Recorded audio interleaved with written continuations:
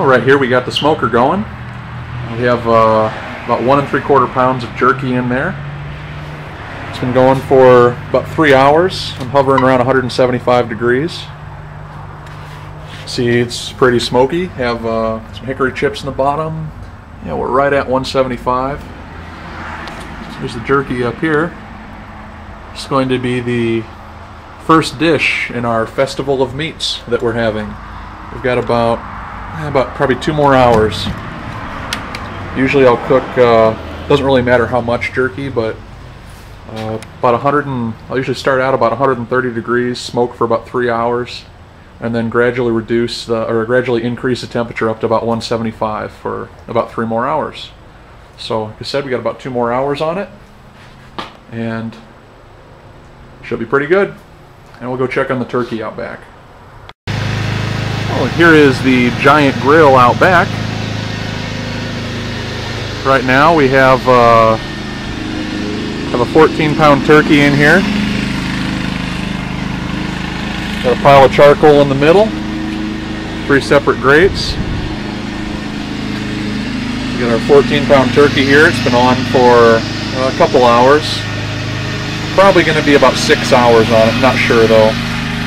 So the temperature was getting kind of low, so I added some more charcoal and a couple hunks of hickory in there. So the nice thing about having a grill this size, you can do offset cooking, and you can, put a turkey over here, put pork shoulder or whatever over here, and have your heat in the middle. Then in the middle, our plan is, in our festival of meats, we're going to try to plan it so we get our turkey done. We're going to have a pork tenderloin over here. Then we're going to have baked beans and chili going in the middle, or something like that. That way meat will get done at different points in the day and we can keep eating all day. So this is where we are after a couple hours. Should be pretty good. Alright, Nick, so what do we got going on right here? We have 2 pork tenderloins that have been in the oven for a little bit prior to being grilled. Then we got ourselves some garlic, seasoned salt, and of course bacon, because who doesn't need bacon? So, alright, gonna go throw this out on the smoker now. Be hard to grill, won't it, like that? Nope, we should be fine.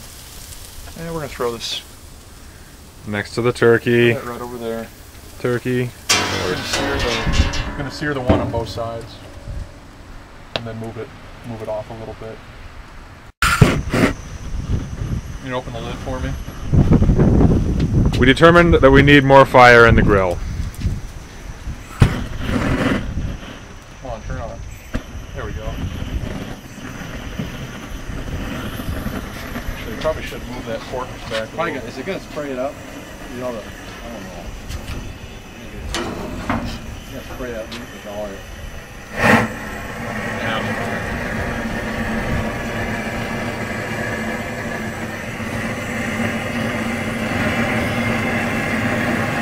We're searing the pork at the same time too, sealing the juices. Here he is, the creative genius behind it all. Alright, Steve, let's see what this can do. Wait, give us a little show. Oh. Alright. Dominator Athletics. Alright. Here's Nick shooting a 1943 Mosin Nagant. So 6 inches below? Yeah.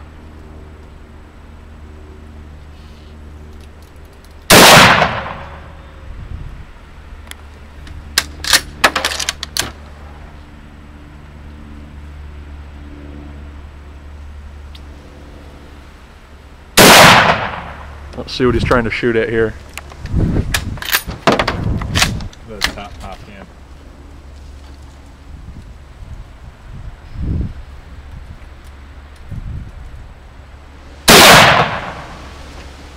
Little beat. A little bit right.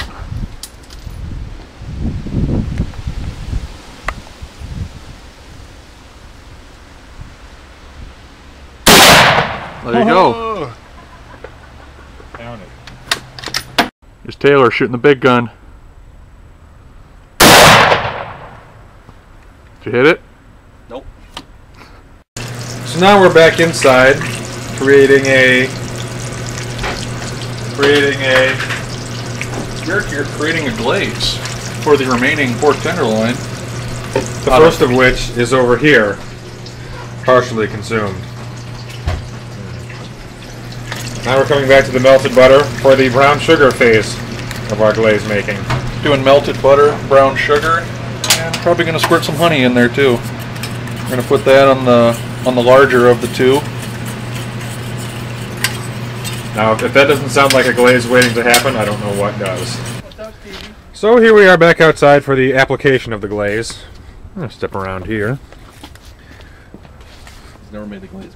What? He's never made that glaze before. Just some butter and brown sugar, barbecue sauce, some seasoned salt. Brought to you by Dominator Athletics. Sorry, Scott, we already ate the other pork. We already ate. Oh, there's half of it left. Yeah, there's still some left there. We're going to put some on the turkey? Think we should put some on the turkey? What the heck, might as well. I think that's a good idea.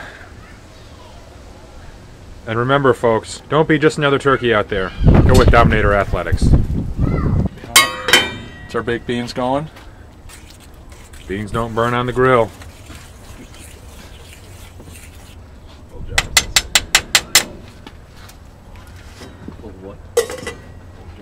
Alrighty. How's the temp going, Steve? And there you have it. Huh? So here we are back in the kitchen with pork loin number 2. Nicely glazed with bacon. Here we are making Dominator hash browns. As with many things Dominator, our recipe starts with bacon.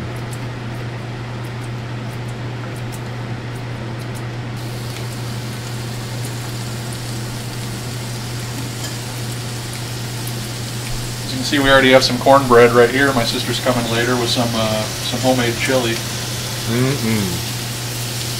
And a brief aside, over here we have Dominator jerky. Very good.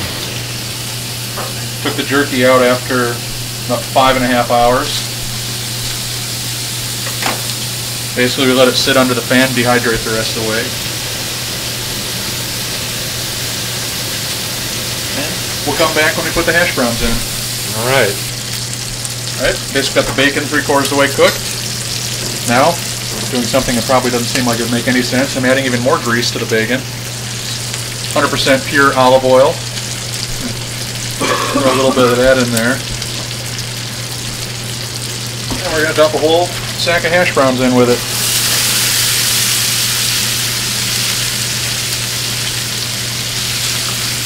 And sort of move the heat over the hash browns so I'm not cooking the bacon extra. And the hash browns are frozen too.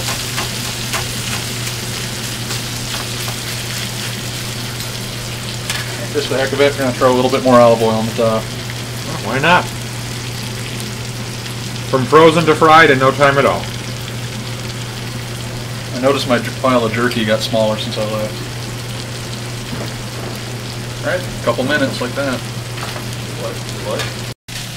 I've gotten to the point where I've flipped them over. Still got the bacon over in the corner now. Now I'm going to assimilate the bacon into the hash browns.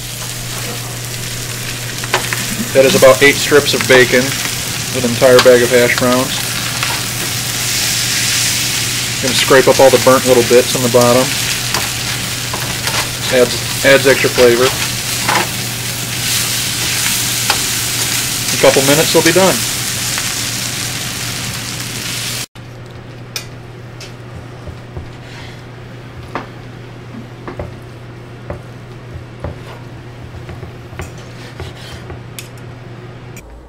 Alright, ladies and gentlemen, for those of you just joining us, this is the Top Shot edition of Dominator Athletics. Downrange, you'll see a green spray-painted milk jug filled with water. Enjoy. We are shooting the shot put cannon into the air. Steve, any last words? No? Just hope this thing doesn't explode on me. Okay. Alright, aim up. Yep. Fire in the hole. Wow. Who knows where that went? Oh crap. Who knows where that went? All right, folks, this might be our last shot put of the day. There goes $300 right there. All right, folks, we're back out here in the field trying to recoup our shot put. Let's catch up with President Bartholomew with some thoughts on the day. Well, it's been a successful day so far. As you can tell, I've eaten quite a bit of meat at our annual Festival of Meats. Indeed. Any plans for one next year? Oh, I think we might have one tomorrow. This is the best tax-deductible business expense I've ever had, other than the shot put cannon. Well, that's great. Everybody in attendance felt the same way. I thought the pork tenderloin was very good. Well, that might have been the best. Might have been the best pork I've ever eaten in my life. Oh wow! But, all right, we're about 1,000 feet away from where we shot the ball. That was at 30 psi. Let's take a second here to give some perspective to the folks at home. Okay, here's where we are, and here's where we came from, all the way down there, folks. Yeah, we're not even halfway. We're not even halfway. Oh my goodness! We're gonna be looking for a crater on the ground somewhere. Okay. Basically, I had the can. It's cold outside. You can't shoot. You can't shoot a pneumatic PVC gun at anything colder than about 50 degrees. And why is that, Steve? PVC gets stiff. Gets brittle as it gets hard, or as it gets cold outside. So I don't want to blow the cannon up in my face. Hear that, folks? Safety first. Don't go trying this at home. But that shot was at about 30, 35 psi. The cannon will go up to 120. So we're already at probably 1,300 feet now, and I see no signs of a crater. Oh boy. I'll turn around and show where we came from. We're down over the hill now. I can't even see where. Yeah, one more look back, folks. You can't even see where we are. We'll have to leave you here and catch up with you. Get some more when we get closer to the shot put. Stay tuned. All right, folks, we're back with you here. We've just reached the threshold of field number 1, and we can only hope to find the shot put. So if you look back, we're at over 2,000 feet right now. Yeah, we are done with field number 1. You see over here, there's a whole nother field. Hopefully, we'll find our lost shot put. Right to the middle of this ditch. Google tells me it's right at about 2,075 feet. My goodness. There are still no signs of the shot. All we can do is keep our fingers crossed and hope for the best. Looking for any type of crater. Okay. I mean, it'll usually hit the ground, kind of skid across a little bit. But okay. We shot that one pretty steep, so. All right. I don't see anything. You see anything? Any bright ideas, Mr. President? I don't think it would have went past 2,000 feet. That's about where we shot it before. At that point. Okay. Well, perhaps we'll double back and see if we can see. Oh, ladies and gentlemen, we just found the shot put. You can see where. Here it is. You see the entry as it came in right here. See if it's broken. All right, folks. Let's have a look. And the word is, Mr. President. Still got the original crack in it.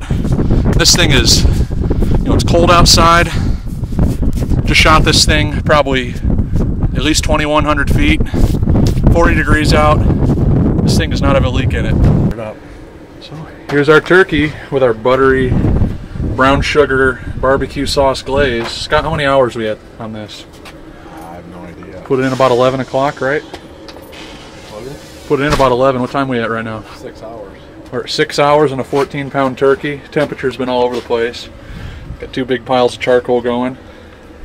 This thing is just about done. All right, ladies and gentlemen, here we are back with President Steve, about to shoot the Mosin Nagant in the dark. And let's take a moment here and see what we have downrange. Basically a pallet and some rocks. We're going to see if we can hit a rock, even though I can't see it in the dark. All right, you'll remember our pallet, of course, and we're going to see if we can shoot some rocks in the dark. All right, get your ears plugged. See if I can hit these without even knowing where they're at.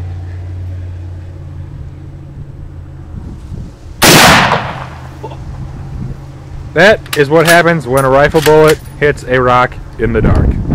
Alright folks, here we are outside with the conclusion of Dominator Athletics Turkey. Okay, here he is. The bird himself. Our president. President It's heavy, so don't and drop bird. it. The skin's falling off of it.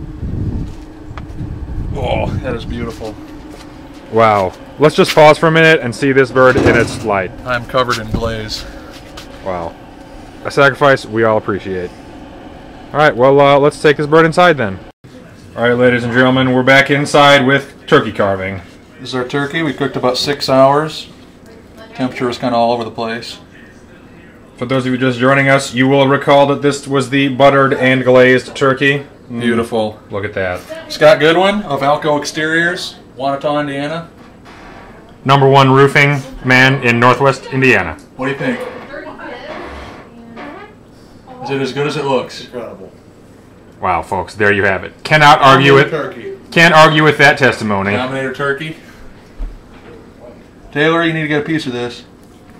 I know you're full already from the 6 pounds of pork loin, baked potato or baked beans, hash browns.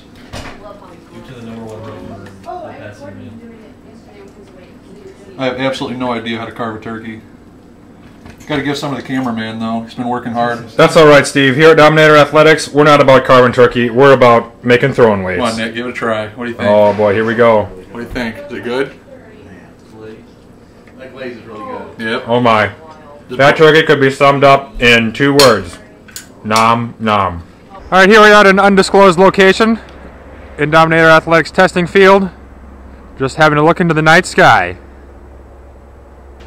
Oh yeah. Wow. Going out with a bang.